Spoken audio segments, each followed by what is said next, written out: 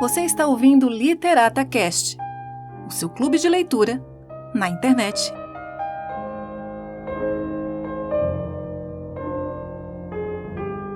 Narrado por Doroteia Gomes. Produção Literata Cast. Apoio Bennett Cutelaria.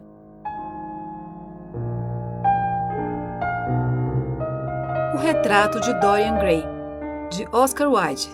Versão sem censura. Capítulo 5. Por um ou outro motivo, a casa estava cheia naquela noite, e o gerente judeu gordo que os recebeu à porta estava radiante de orelha a orelha, com um sorriso oleoso, trêmulo.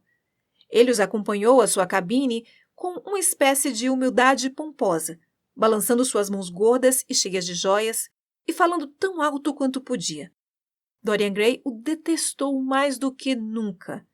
Ele sentiu como se estivesse procurando Miranda e encontrando Caliban. Lord Henry, por outro lado, gostou muito dele. Ao menos declarou que gostou e insistiu em cumprimentá-lo com um aperto de mão. E o assegurou que estava orgulhoso de encontrar um homem que descobriu um verdadeiro gênio e que faliu por causa de Shakespeare. Howard se espantou vendo os rostos no fosso da orquestra. O calor estava terrivelmente opressivo e o grande raio de sol flamejava como uma dália flamejante e monstruosa com pétalas de fogo.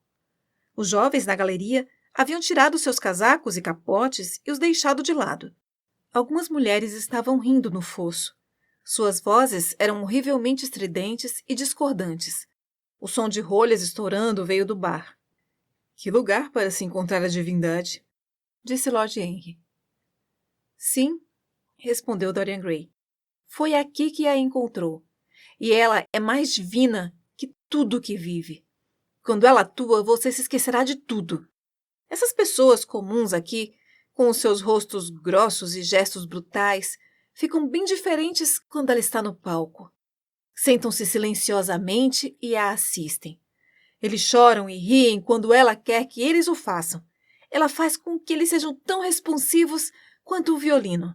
Ela os espiritualiza e sentimos que eles têm a mesma carne e sangue que nós.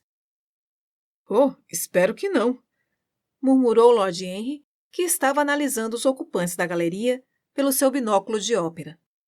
Não preste atenção a ele, Dorian, disse Howard. Eu entendo o que você quer dizer e acredito nesta garota. Qualquer um que você ame certamente é maravilhoso, e qualquer garota que tenha o efeito que você descreve certamente é fina e nobre. Espiritualizar uma era, isso é algo que vale a pena fazer.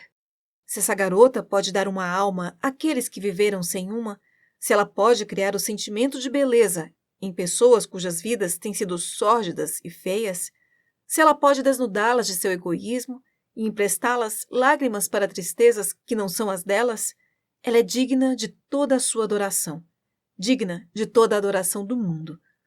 Esse casamento é deveras correto. Eu não achava isso antes, mas agora admito. Deus fez Sybil Vane para você. Sem ela, você teria sido incompleto. Obrigado, Basil, respondeu Dorian Gray, apertando a sua mão. Eu sei que você me entenderia. Harry é tão cínico, ele me assusta. Mas cá está a orquestra. É deveras terrível, mas dura apenas 5 minutos. E então a cortina sobe e você verá a garota para quem eu darei toda a minha vida, para quem eu dei tudo o que é bom em mim. Um quarto de hora depois, em meio a uma extraordinária turbulência de aplausos, Sybil Vane pisou no palco. Sim, ela era certamente adorável para se olhar. Uma das criaturas mais amáveis, pensou Lord Henry, que ele já havia visto. Havia algo da corça em sua graça tímida e olhos assustados. Um rubor fraco, como a sombra de uma rosa num espelho de prata, surgiu em suas bochechas quando ela olhou para o teatro abarrotado, entusiasmado. Ela recuou alguns passos e seus lábios pareceram tremular. Basil Howard se levantou e começou a aplaudir. Dorian Gray sentava imóvel, encarando-a, como um homem num sonho. Lord Henry observou pelos seus binóculos de ópera, murmurando: Encantador, encantador. a cena era o salão da casa de Capuleto, e Romeu, em suas vestes de peregrino, havia entrado com Mercúcio e seus amigos. A banda, como era, tocou alguns compassos da música e a dança começou. Em meio à multidão de atores desajeitados, mal vestidos, Sibyl Vane se movia como uma criatura de um mundo melhor. Seu corpo balançava conforme ela dançava, como uma planta balança na água. As curvas de sua garganta eram como as curvas de um lírio branco.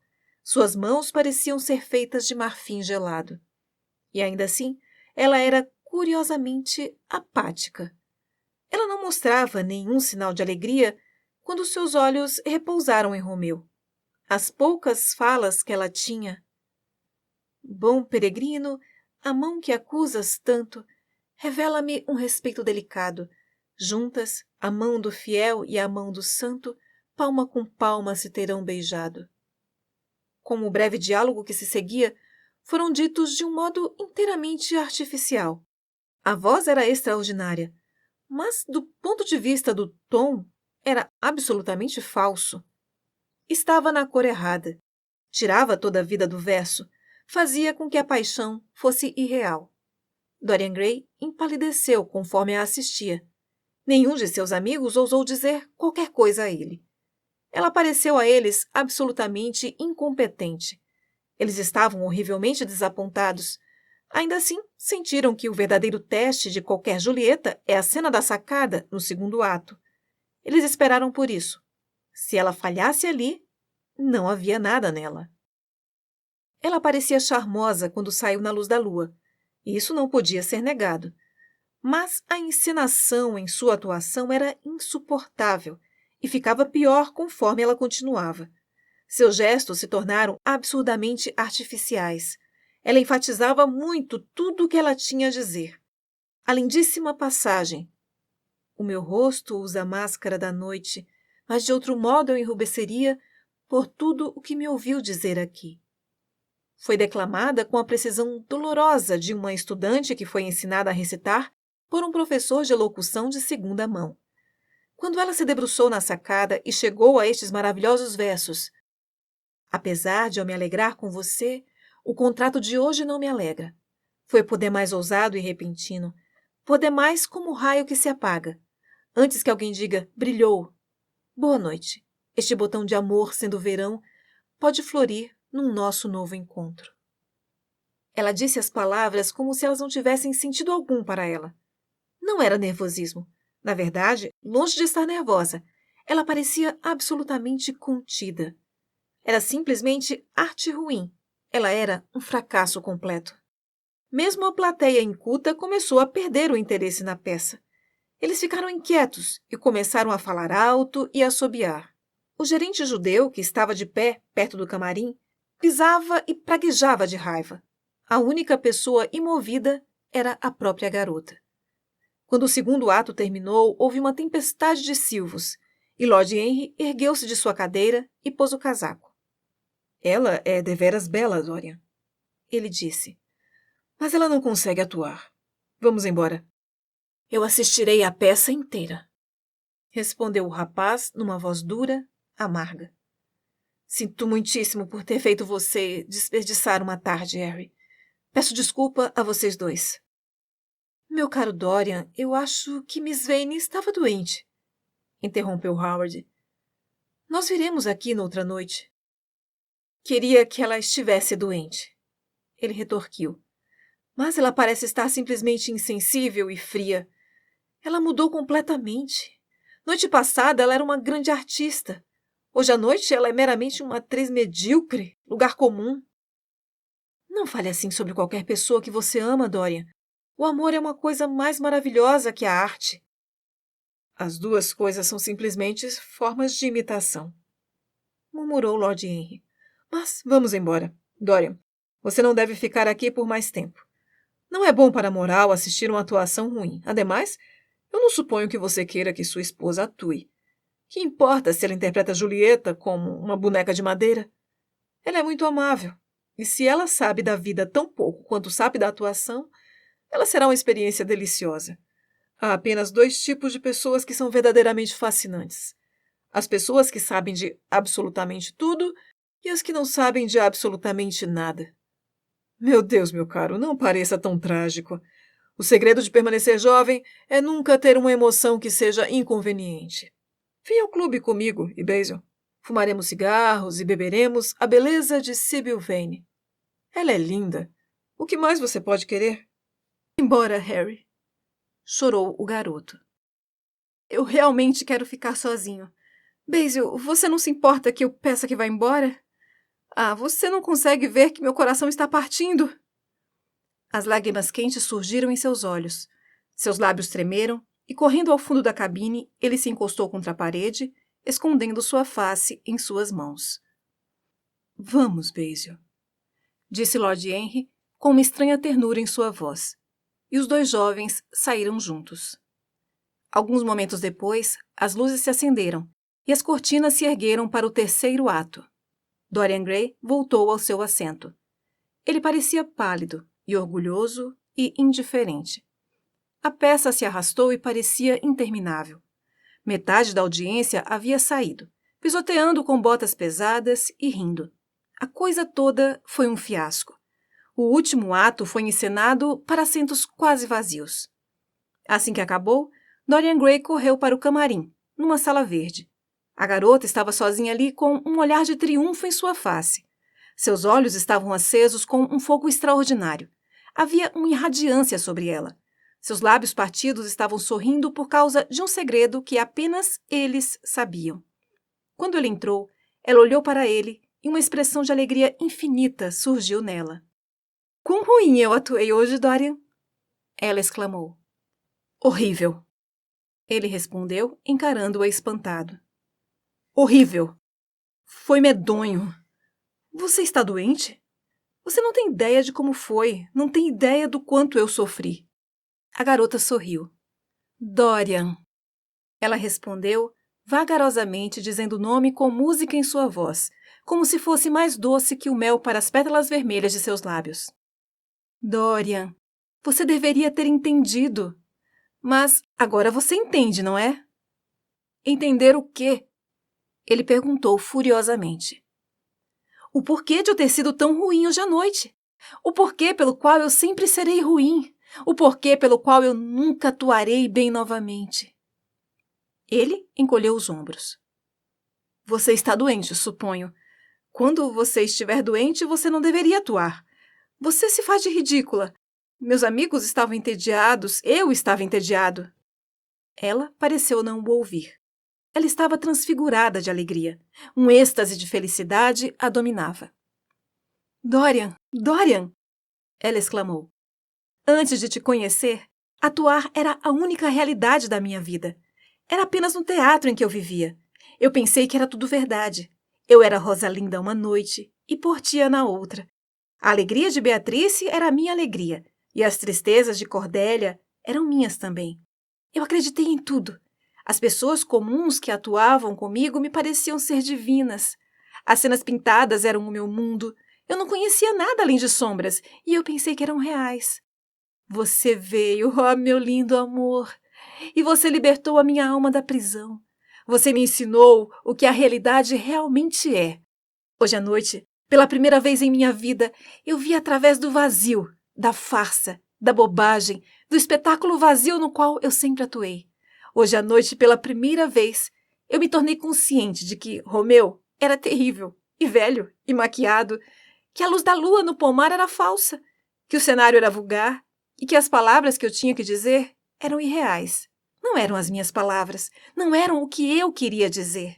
Você me trouxe algo maior, algo do qual toda arte não é nada além de uma reflexão. Você me fez entender o que o amor verdadeiramente é. Meu amor, estou cansada de sombras. Você é mais para mim do que a arte jamais será.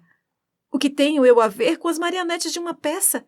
Quando eu entrei hoje à noite, eu não pude entender como é que tudo se foi de mim. Subitamente ocorreu na minha alma o significado de tudo. O conhecimento era extraordinário para mim. Eu os ouvi sibilar e eu sorri. O que eles sabem de amor? Leve-me, Dorian. Leve-me com você, onde possamos ficar a sós. Eu odeio o palco. Eu posso imitar uma paixão que eu não sinto, mas não posso imitar uma que me queima como fogo. Oh, Dorian, Dorian, você entende agora o que tudo significa? Mesmo que eu pudesse, para mim seria uma profanação fingir estar apaixonada. Você me fez ver isso. Ele se arremessou no sofá e virou seu rosto. Você matou o meu amor. Ele murmurou. Ela olhou para ele espantado e riu. Ele não respondeu. Ela foi até ele e acariciou o cabelo dele com seus pequenos dedos. Ela se ajoelhou e pressionou a mão dele aos seus lábios. Ele as afastou e um tremor o percorreu. E então ele se ergueu e foi até a porta. Sim, ele exclamou, você matou o meu amor. Você costumava mexer com a minha imaginação. Agora você não mexe nem com a minha curiosidade. Você simplesmente não produz efeito algum. Eu te amava porque você era maravilhosa, porque você tinha gênio, intelecto, porque você realizava os sonhos de grandes poetas e dava forma e substância às sombras da arte. Você jogou tudo fora. Você é vazia e estúpida. Meu Deus, quão louco eu estava para amar você! Que tolo eu fui! Você não é nada para mim agora. Eu nunca verei novamente, eu nunca pensarei em você, eu nunca mencionarei seu nome. Você não sabe o que você foi para mim outrora. Horas, outrora. Oh, eu nunca consigo nem pensar nisso. Eu gostaria de nunca ter posto os olhos em você. Você estragou o romance da minha vida. Quão pouco você sabe de amor, se você diz que estraga sua arte. Quem é você sem sua arte? Nada. Eu a teria feito famosa, esplêndida, magnificente. O mundo a teria adorado e você teria pertencido a mim. Quem é você agora? Uma atriz de quinta categoria com um rosto bonito. A garota se empalideceu e tremeu. Ela apertou suas mãos e sua voz pareceu presa na garganta. Você não está sendo sério, Dorian. Ela murmurou. Você está atuando. Atuando? Eu deixo isso para você. Você atua tão bem. Ele respondeu amargamente.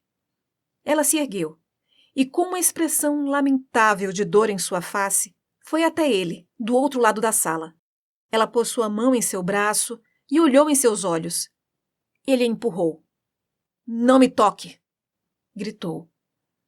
Um gemido baixo surgiu dela, e ela se arremessou aos seus pés e ficou lá, como uma flor pisoteada. Dorian, Dorian, não me abandone. Ela sussurrou. Sinto muito por não ter atuado bem. Eu estava pensando em você o tempo todo. Mas eu vou tentar. Eu realmente vou tentar. Apareceu tão subitamente em mim, meu amor por você. Eu acho que eu nunca teria conhecido o amor se você não tivesse me beijado, se não tivéssemos nos beijado. Beije-me novamente, meu amor, não se afaste de mim. Eu não poderia suportar. Você não pode me perdoar por hoje? Eu trabalharei tão duro e tentarei melhorar. Não seja cruel para mim, porque eu te amo mais do que qualquer coisa no mundo. Afinal, foi só dessa vez que eu não te agradei. Mas você está deveras certo, Dorian. Eu deveria ter me mostrado mais artisticamente. Foi tolo de minha parte, e ainda assim eu não pude evitar. Oh, não me deixe, não me deixe! Um ataque de soluços a sufocou. Ela se ajoelhou no chão como uma coisa ferida, e Dorian Gray, com seus olhos lindos, olhou para ela, e seus lábios cinzelados se curvaram num desdém extraordinário. Havia sempre algo ridículo nas paixões das pessoas que deixamos de amar. Sybil Vane pareceu para ele absurdamente melodramática. Suas lágrimas e soluços o irritavam. Eu estou indo, ele disse por fim em sua voz calma, limpa. Eu não desejo ser cruel, mas não posso vê-la novamente. Você me decepcionou. Ela chorou silenciosamente e não respondeu, mas se aproximou dele. Suas mãozinhas se esticaram cegamente e pareciam buscar por ele. Ele se virou e saiu da sala. Em uns poucos momentos, ele estava fora do teatro. Para onde ele foi, ele não sabe. Ele se lembra de ter percorrido por ruas escuras com arcadas sombrias e frágeis e casas de aparência maligna.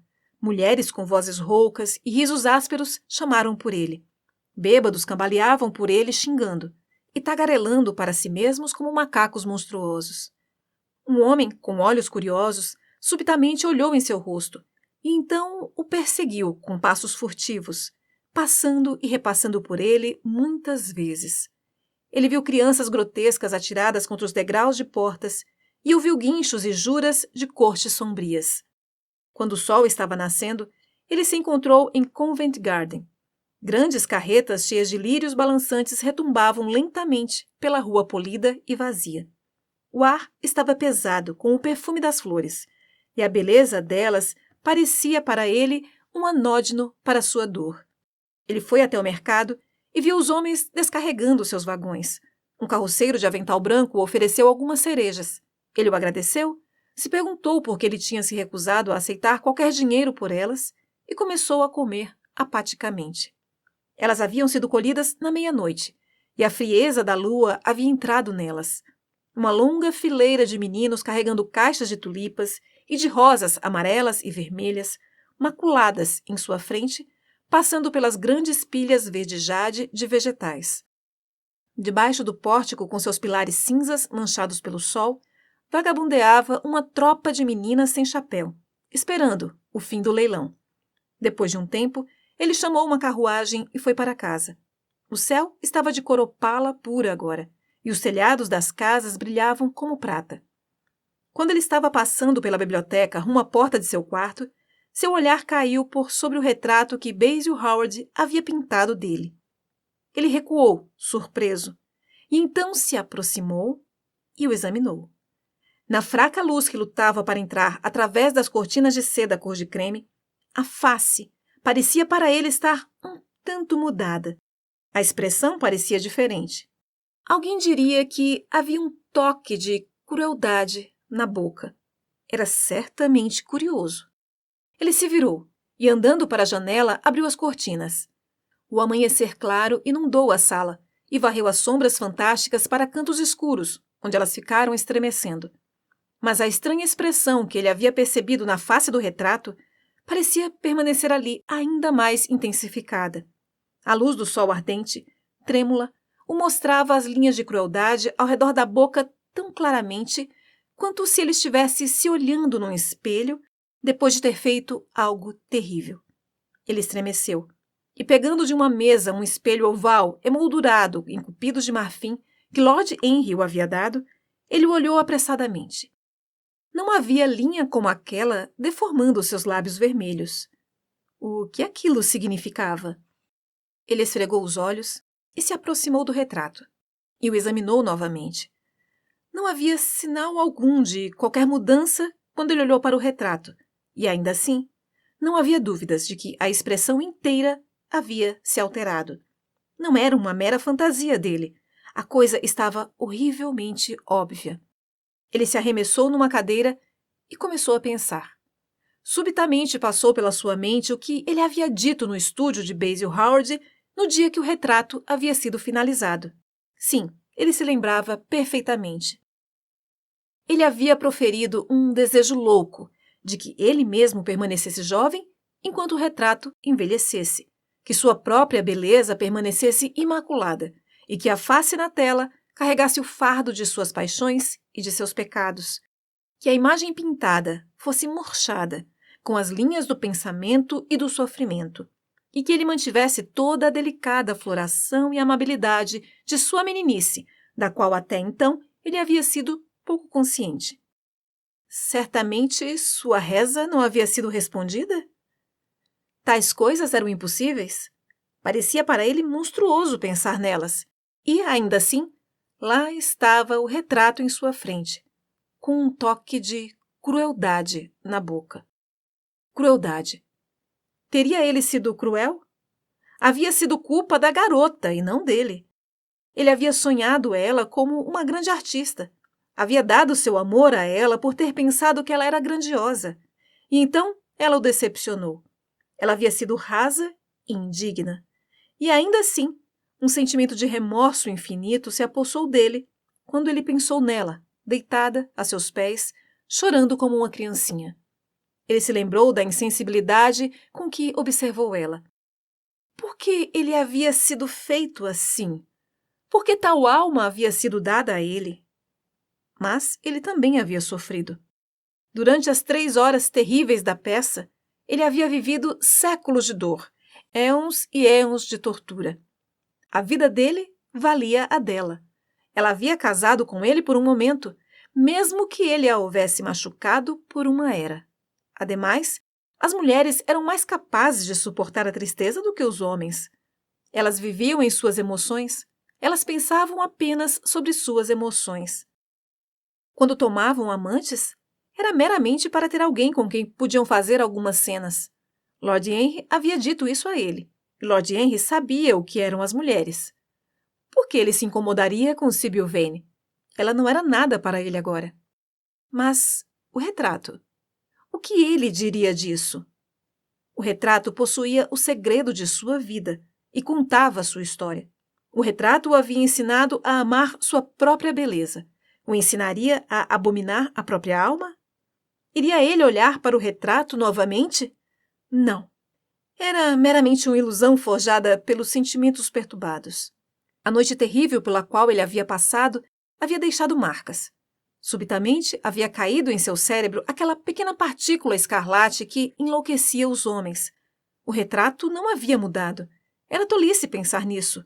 E ainda assim, o estava observando, com sua bela face estragada e seu sorriso cruel. Seu cabelo brilhante reluzia na luz do sol matinal.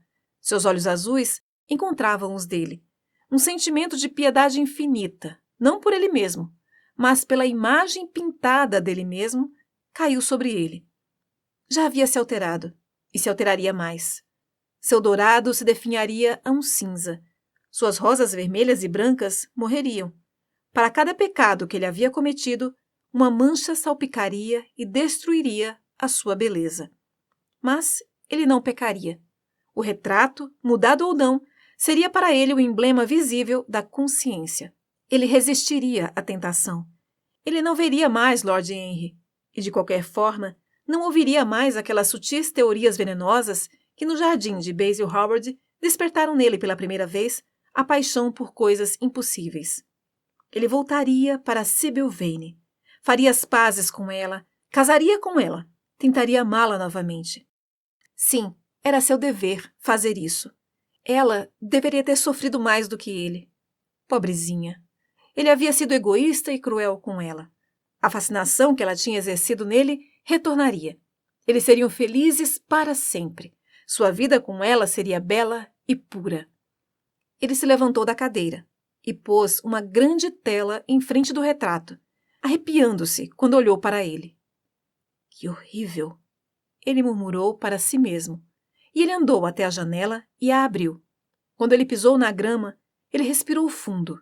O ar fresco da manhã pareceu levar embora todas as suas paixões sombrias. Ele pensava apenas em Sybil Vane. Um fraco eco de seu amor voltou para ele. Ele repetiu seu nome de novo e de novo. Os pássaros que cantavam no jardim encharcado de orvalho pareciam falar sobre ela para as flores.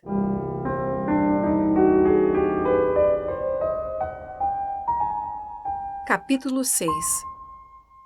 Já havia passado de meio-dia quando ele acordou.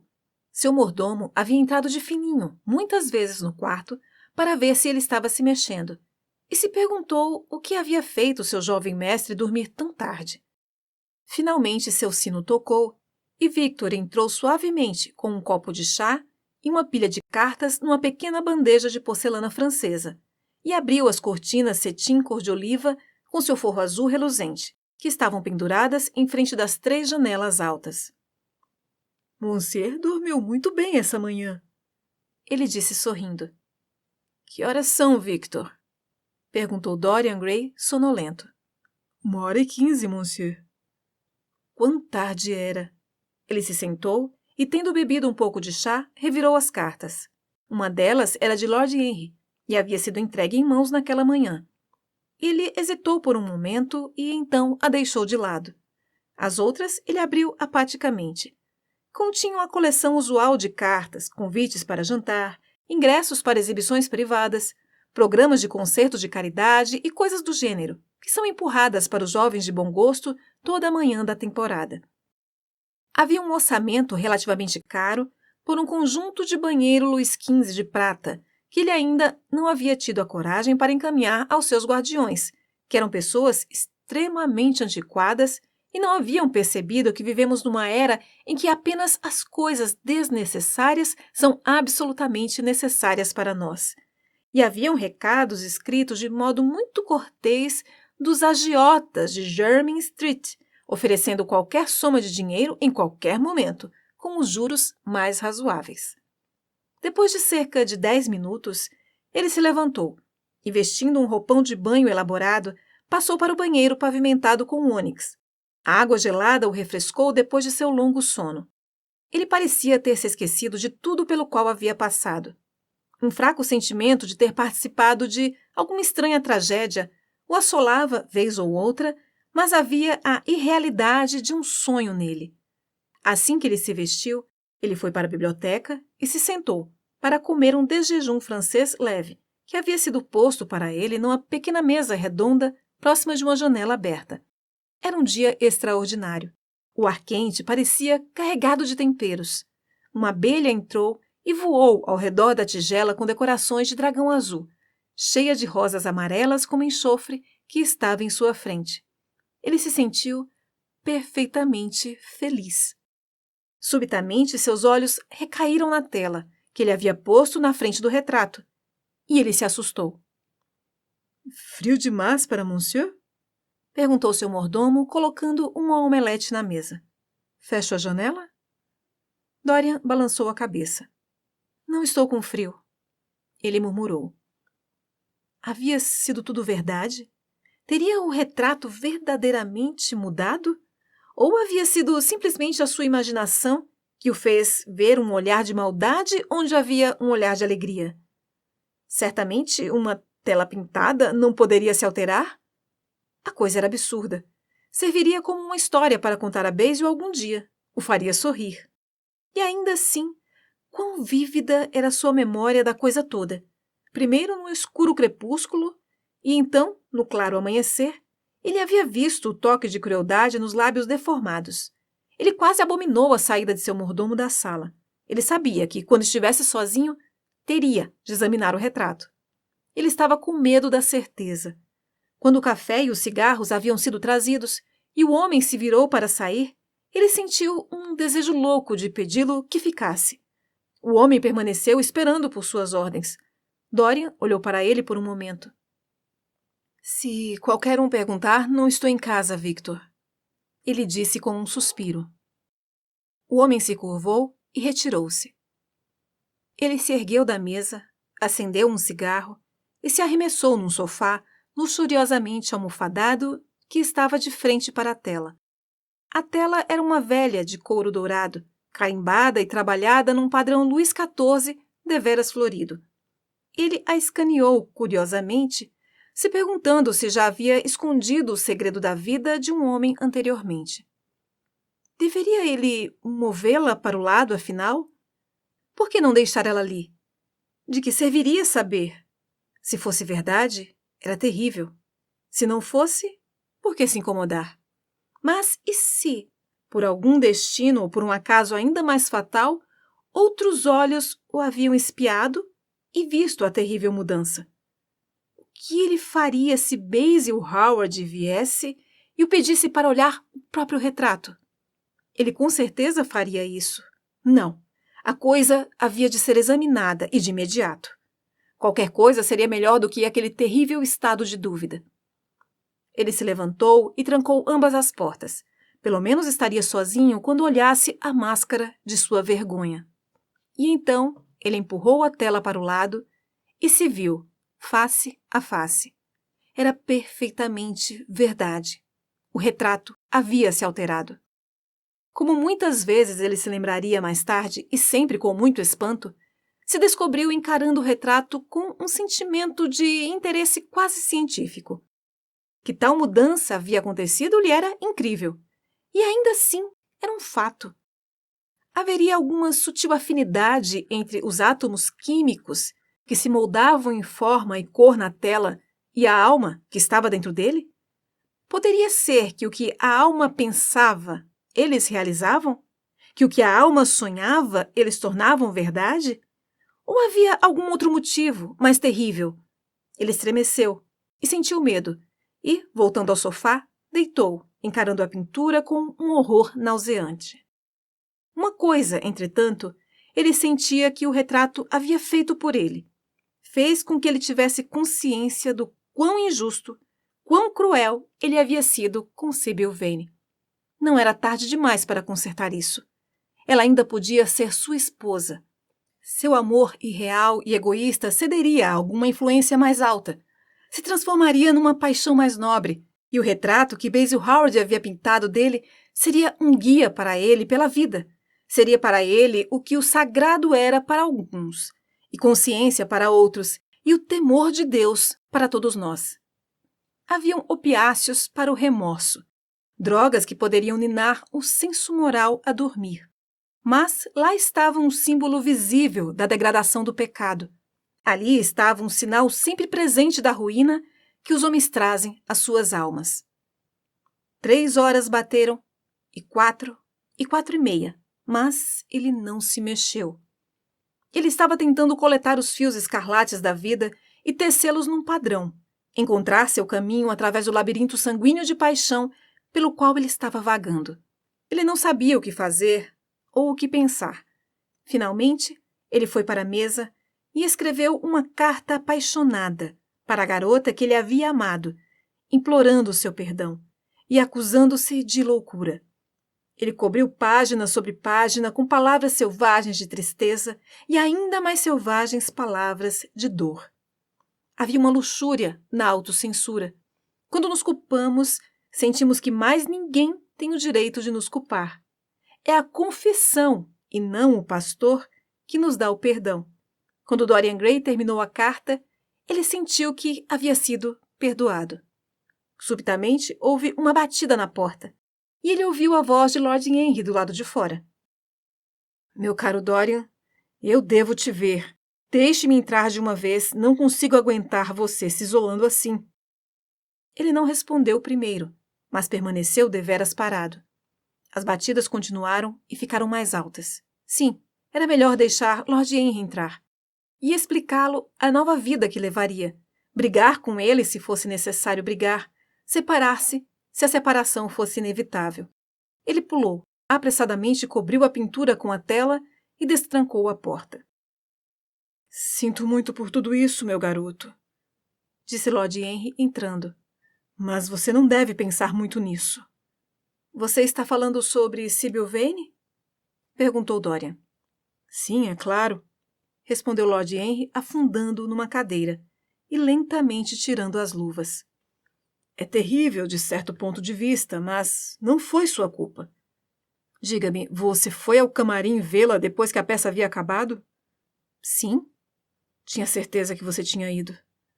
Você fez uma cena com ela? Fui brutal, Harry.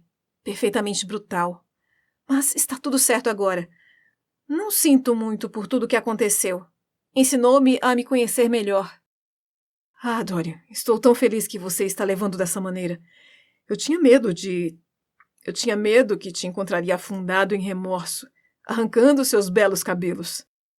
Eu já passei por tudo isso, disse Dorian, balançando sua cabeça e sorrindo. Estou perfeitamente feliz agora. Eu sei o que é a consciência, para começar. Não é o que você me disse que era. É a coisa mais divina que há em nós. Não zombe de mim, Harry. Não mais. Ao menos não na minha frente. Eu quero ser bom. Eu não consigo suportar a ideia de minha alma sendo terrível. Uma base artística muito encantadora para a ética, Dorian. Eu o parabenizo, mas como você vai começar? Casando com Sybil Vane. Casando com Sybil Vane? Gritou Lord Henry, ficando de pé e olhando para ele, espantado e perplexo. Mas, meu caro Dorian? Sim, Harry, eu sei o que você vai dizer. Algo terrível sobre o casamento, não diga. Nunca mais diga coisas desse tipo para mim novamente. 2 dias atrás, eu pedi a mão de Sybil. Eu não vou quebrar minha palavra com ela. Ela será minha esposa. Sua esposa? Dorian, você não recebeu minha carta? Eu te escrevi essa manhã e enviei a nota para cá, pelo meu próprio criado. Sua carta? Ah, sim, eu me lembro. Eu ainda não a li, Harry. Eu receava que havia algo nela que eu não gostaria. Lord Henry caminhou pela sala e, sentando-se ao lado de Dorian Gray, tomou suas 2 mãos nas dele e as apertou forte. Dorian, ele disse, minha carta. Não se assuste. Era para te dizer que Sybil Vane está morta. Um grito de dor saiu dos lábios do rapaz, e ele se ergueu, arrancando suas mãos do aperto de Lord Henry. Morta? Sybil morta? Não é verdade. É uma mentira horrível. É deveras verdade, Dorian, disse Lord Henry gravemente. Está tudo nos jornais matinais. Eu te escrevi para te pedir para não ver ninguém até que eu chegasse. Haverá um inquérito, é claro, e você não deve se misturar com ele. Coisas assim fazem um homem popular em Paris, mas em Londres as pessoas são tão preconceituosas. Aqui um homem nunca deve fazer sua estreia com um escândalo. Deve-se reservar isso para fazer da velhice algo interessante. Não suponho que eles saibam seu nome no teatro. Se eles não sabem, está tudo certo. Alguém viu você indo até o camarim dela? Isso é importante. Dorian não respondeu por alguns momentos. Estava aturdido com horror. Finalmente, ele murmurou, numa voz sufocada. Harry, você disse um inquérito? O que você quer dizer com isso? Oh, Harry, eu não consigo suportar. Mas seja rápido, conte-me tudo de uma vez. Eu não tenho dúvidas que foi um acidente, Dorian, apesar de que será isso que dirão ao público. Quando ela estava saindo do teatro com a mãe dela por volta de 12h30 ou algo assim, ela disse que havia esquecido de algo. Eles esperaram um pouco por ela, mas ela não voltou. Finalmente, encontraram ela morta no chão de seu camarim. Ela havia engolido algo por engano, alguma coisa terrível que usam nos teatros. Não sei o que era, mas tinha ácido prússico ou chumbo branco. Eu penso que foi ácido prússico, já que parece que ela morreu instantaneamente. É muito trágico, é claro, mas você não deve se misturar. Eu vi no Standard que ela tinha 17 anos. Eu pensava que ela era mais nova que isso. Ela parecia tão criança e parecia saber tão pouco sobre atuar. Dorian, você não deve deixar essa coisa te dar nos nervos. Você deve jantar comigo e depois vamos na ópera. É uma noite de Patti e todos estarão lá. Você pode ficar na cabine da minha irmã. Ela tem mulheres espertas com ela. Então, eu assassinei Sybil Vane, disse Dorian Gray meio que para si mesmo. A assassinei. Tão certamente quanto se eu tivesse cortado sua pequena garganta com uma faca. E as rosas não são menos amáveis por isso. Os pássaros cantam felizes como sempre em meu jardim. E hoje à noite eu jantarei com você. E então irei para a ópera e cearei em outro lugar, suponho, depois. Quão extraordinariamente dramática é a vida. Se eu tivesse lido tudo isso num livro, Harry, eu acho que teria chorado por isso. De algum modo, agora que aconteceu de verdade, e comigo, parece muito maravilhoso para lágrimas. Aqui está, a primeira carta de amor apaixonada que eu já escrevi na vida. Estranho que minha primeira carta de amor apaixonada esteja endereçada a uma garota morta. Será que elas podem sentir? Me pergunto. Aquelas pessoas silenciosas e pálidas que chamamos de mortos? Sybil. Será que ela pode sentir? Me pergunto, ou ouvir? Oh, Harry, como eu a amava. Parece que foram há anos atrás para mim agora. Ela era tudo para mim. E então chegou aquela terrível noite. Foi apenas noite passada? Quando ela atuou tão mediocremente e meu coração quase se partiu. Ela me explicou tudo. Era terrivelmente patético. Mas eu não fiquei nem um pouco comovido. Eu pensei que ela era rasa.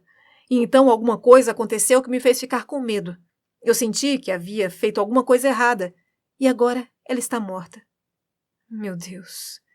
Meu Deus, Harry, o que eu devo fazer? Você não sabe o perigo no qual me encontro e não há nada que me deixe certo. Ela teria feito isso por mim. Ela não tinha direito de se matar. Foi egoísta da parte dela. Meu querido Dorian, A única maneira que uma mulher tem de reformar um homem é entediando-o tão completamente que ele perde todo o interesse possível na vida.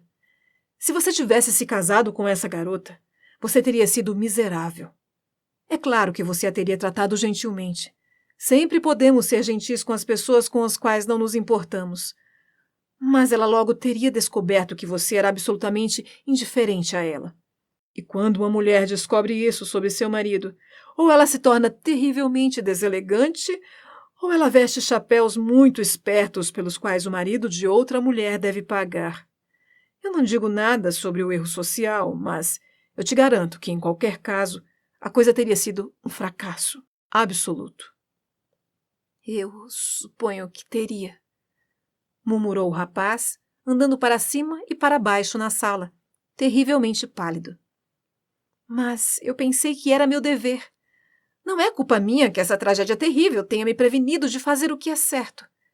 Eu me lembro do que você disse certa vez, sobre haver uma fatalidade sobre boas decisões, que elas são sempre tomadas tarde demais. A minha certamente foi. Boas decisões são simplesmente uma tentativa inútil de interferir com as leis científicas. A origem delas é pura vaidade. Seu resultado é absolutamente nada. Elas nos dão, de vez em quando, algumas dessas emoções luxuriosamente estéreis que têm um certo charme para nós.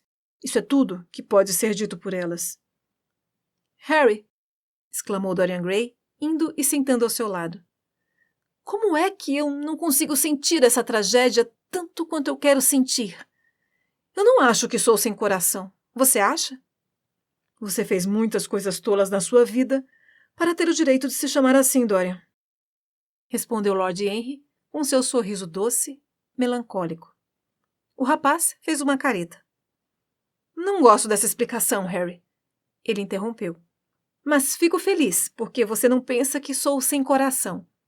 Eu não sou nada do gênero. Eu sei que não sou. E ainda assim, eu devo admitir que essa coisa toda que aconteceu não me afeta tanto quanto deveria. Parece-me ser simplesmente como um final maravilhoso para uma peça maravilhosa. Tem toda a beleza terrível de uma grande tragédia. Uma tragédia da qual fiz parte, mas pelo qual eu não fui ferido. É uma pergunta interessante, disse Lord Henry, que encontrava um prazer exótico em brincar com o egoísmo inconsciente do rapaz. Uma pergunta extremamente interessante. Eu acho que a explicação é essa. Frequentemente, as verdadeiras tragédias da vida acontecem de maneira tão inartísticas que elas nos machucam por sua rude violência. Sua incoerência absoluta, sua falta absurda de significado, sua completa ausência de estilo. Elas nos afetam, assim como a vulgaridade nos afeta. Elas nos dão uma impressão de pura força bruta e nós nos revoltamos contra isso. Às vezes, entretanto, uma tragédia que tem elementos artísticos de beleza passa por nossas vidas. Se esses elementos de beleza forem reais, a coisa toda simplesmente apela para o nosso sentido de efeitos dramáticos. Subitamente, descobrimos que não somos mais os atores, mas os espectadores da peça. Ou então, somos ambos. Nos observamos e a mera maravilha do espetáculo nos captura. No caso presente, o que é que aconteceu de verdade? Alguém se matou por amor a você.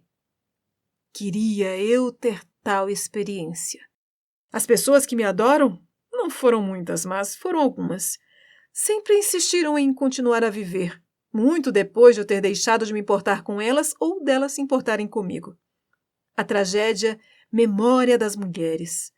Que coisa tenebrosa ela é! E que estagnação intelectual ela revela! Deve-se absorver a cor da vida, mas nunca se deve se lembrar de seus detalhes. Detalhes são sempre vulgares. É claro, de vez em quando as coisas parecem permanecer. Certa vez eu não vesti nada além de violetas por uma temporada inteira, como se sofrendo por um amor que não morreria. No fim, entretanto, morreu. Me esqueci o que o matou. Ele é sempre um momento terrível. Acho que foi porque ela propôs sacrificar o mundo inteiro por mim. É sempre um momento terrível. Nos enche com o terror da eternidade. Bom, você acreditaria nisso? Há uma semana atrás, na casa de Lady Hampshire, eu me descobri num jantar perto da dama em questão. E ela insistiu em passar por tudo novamente, e cavar o passado, e ajuntar o futuro. Eu enterrei meu romance num leito de papoulas. Ela arrastou para fora novamente e me garantiu que eu havia estragado a sua vida.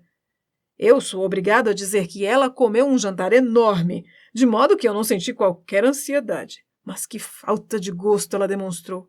O único charme do passado é que é sempre o passado. Mas as mulheres nunca sabem quando a cortina cai. Sempre querem um sexto ato, e assim que o interesse na peça acaba por completo, elas se propõem a continuá-la. Se fosse do jeito delas, toda a comédia teria um fim trágico e toda a tragédia acabaria numa farsa. Elas são encantadoramente artificiais, mas não têm nenhum sentido artístico. Você tem mais sorte que eu te garanto, Dorian, que nenhuma das mulheres que eu conheci fariam por mim o que Sybil Vane fez por você. Mulheres ordinárias sempre se consolam. Algumas delas fazem isso se vestindo de cores sentimentais. Nunca confie numa mulher que se veste de malva, seja lá qual for a idade delas, ou uma mulher com mais de 35 anos que gosta de fitas rosas. Sempre significa que elas têm história. Outras encontram um consolo enorme em descobrir subitamente as qualidades de seus maridos. Elas ostentam sua felicidade conjugal na frente de todo mundo, como se fosse o mais fascinante dos pecados. A religião consola algumas. Seus mistérios têm todos os charmes de um flerte. Uma mulher certa vez me disse. E eu posso entender isso muito bem. Ademais, nada nos torna tão vaidoso quanto quando nos dizem que somos pecadores. Não há fim a algumas consolações que as mulheres encontram na vida moderna. De fato, eu nem mencionei a mais importante de todas. Qual seria essa, Harry? Disse Dorian Gray apático. Oh, a óbvia. Roubar o admirador de outra quando elas amam o delas. Na boa sociedade que sempre defende as mulheres. Mas, realmente, Dorian, quão diferente Sybil Vane deve ter sido de todas as mulheres que conhecemos. Há para mim algo deveras belo sobre sua morte. Estou feliz que estou vivendo num século em que tais maravilhas acontecem. Nos fazem acreditar na realidade de coisas que pessoas vazias, elegantes, brincam, como o romance, a paixão e o amor. Eu fui terrivelmente cruel com ela. Você se esqueceu disso. Creio que as mulheres apreciam mais a crueldade do que qualquer outra pessoa. Elas têm instintos maravilhosamente primitivos. Nós a emancipamos. Mas elas permanecem escravas, procurando por seus mestres da mesma forma. Elas amam ser dominadas. Tenho certeza que você foi esplêndido. Nunca te vi furioso, mas posso imaginar como você pareceu. E, ao final, você me disse algo anteontem que me pareceu na hora ser meramente caprichoso, mas que agora vejo que foi absolutamente verdadeiro e que explica tudo. O que foi, Harry? Você me disse que Sybil Vane representava para você todas as heroínas dos romances, que ela era Desdémona numa noite e Ofélia na outra, que se ela morresse como Julieta, ela voltaria à vida como Imogen. Ela nunca voltará à vida novamente agora, murmurou o rapaz, enterrando sua face em suas mãos. Não, ela nunca voltará à vida. Ela atuou sua última peça.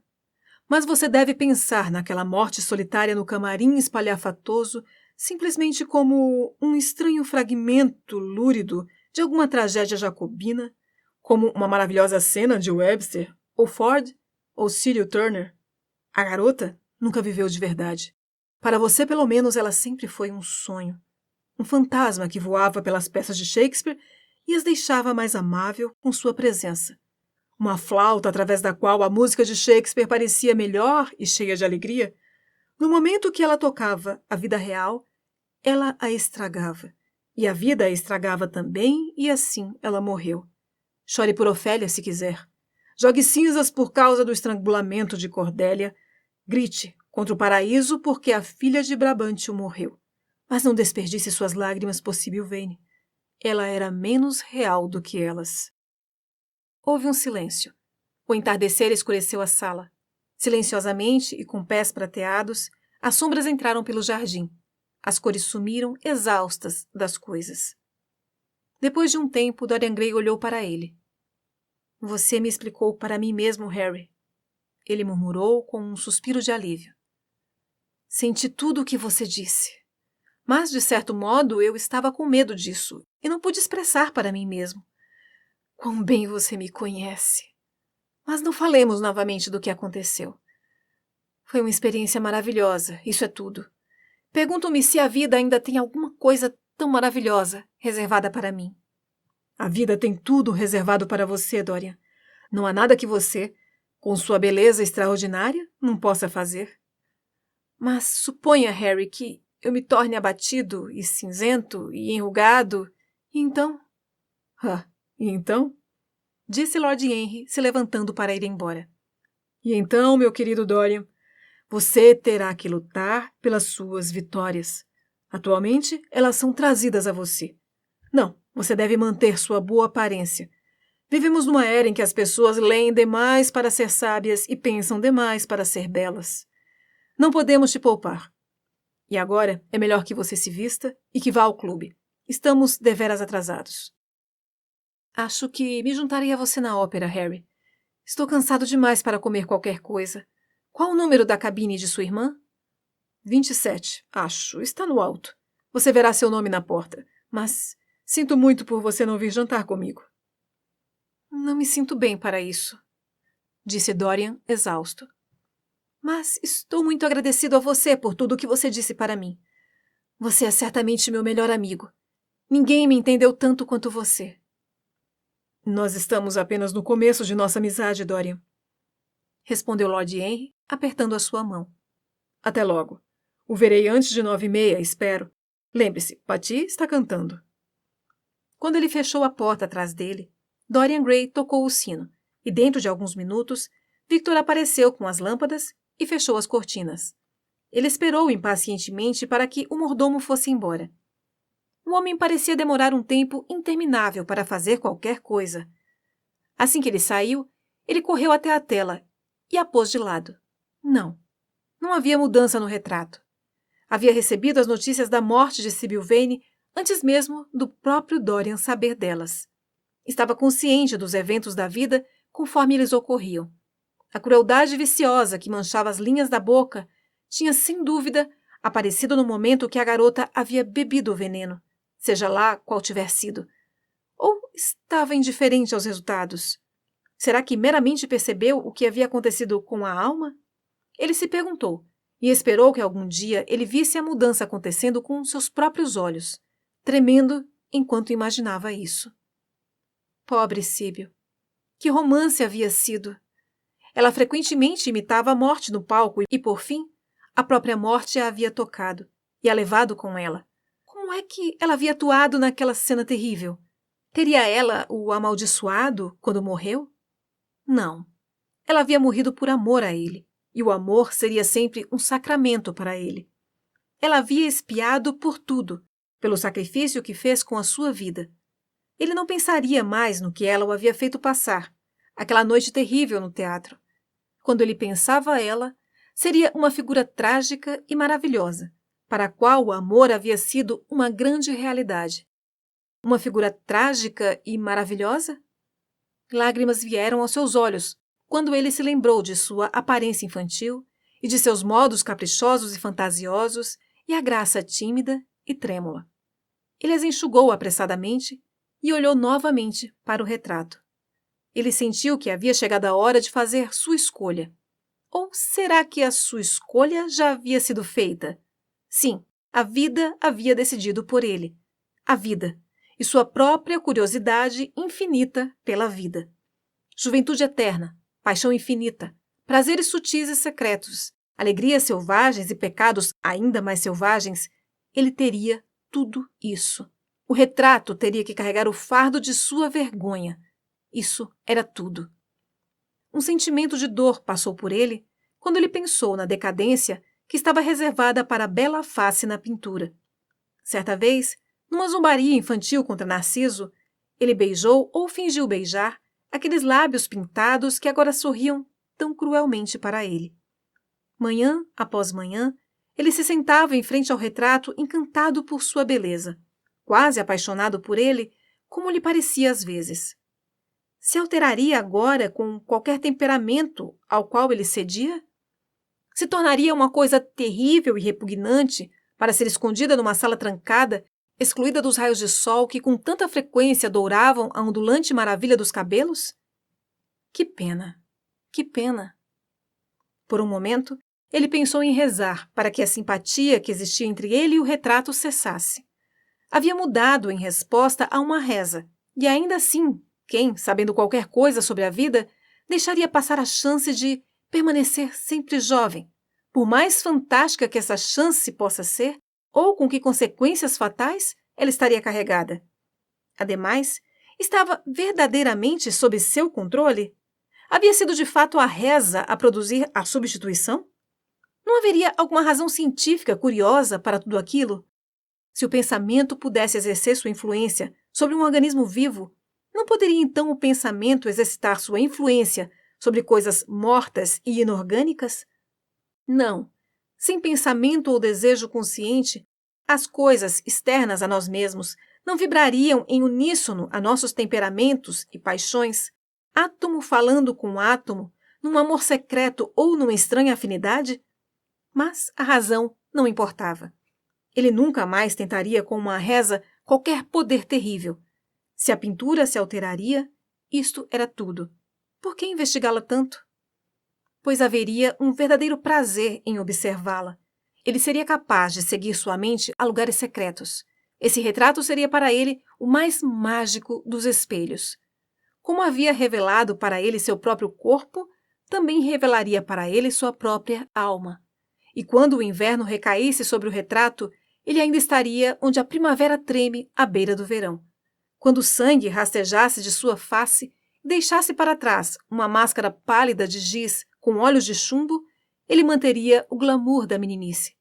Nenhuma flor de sua amabilidade desapareceria. Nenhum pulso de sua vida enfraqueceria. Como os deuses dos gregos, ele seria forte, e ágil e alegre. Que importava o que acontecia com a imagem colorida no retrato? Ele estaria seguro. Isso era tudo. Ele pôs a tela em seu lugar anterior, em frente ao retrato, sorrindo quando fez isso, e foi para o quarto, onde seu mordomo já estava esperando por ele. Uma hora depois, ele estava na ópera, e Lord Henry estava inclinado sobre sua cadeira.